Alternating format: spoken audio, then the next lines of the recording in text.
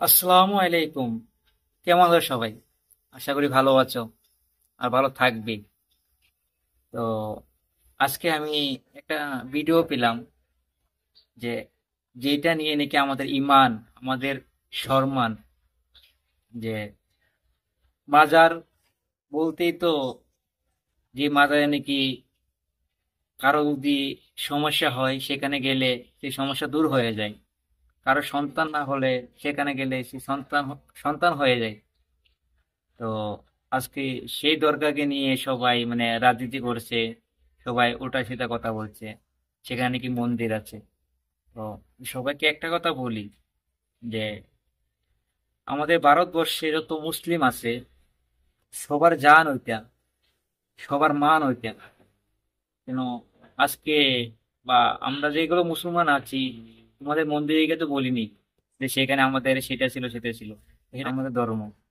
আজকে একটা কথা, আমাদের হিন্দু মুসলিম ভাই পূর্বকাল থেকে ভাই ভাই হিসাবে চলে আসছি, থেকে আছি। তো আমাদের বাপ দাদা আমল থেকে হিন্দু মুসলিমের সাথে চলে ফিরে যাচ্ছি, সেরকম হয়নি।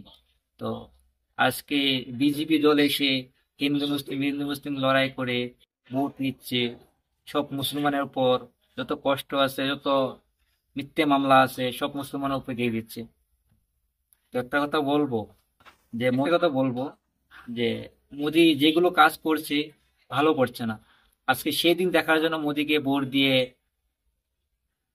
হিন্দু মুসলিম সবাইকে এক সমানভাবে দেখার জন্য, আর সবাই এক সমান অধিকার আছে ভারতবর্ষে পার্লামেন্টে, সবাইকে এক সমান অধিকার দিয়েছে।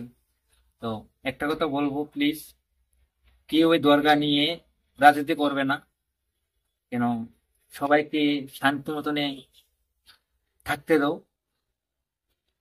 তো আজকে আমি ভিডিওটা পেলাম, তাই ভাবলাম যে ভিডিওটা সবাইকে দেখাই। আর সবাই দেখেছো যে ফেসবুকে গেলেই দরগা নিয়ে কত হাই হুলস্থুল চলছে।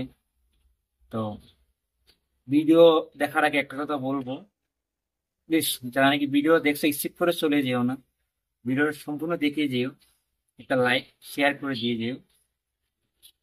আর আমার সত্যি কথা, যে উকিলবাবু কথাটা বললো किसी শুনে के অনেক ভালো बाप की লেগেছে। औकात नहीं है, यही शब्द যে यूज कर रहा हूं। कान সত্যর खोल कर কথা सुनना বললে सारे।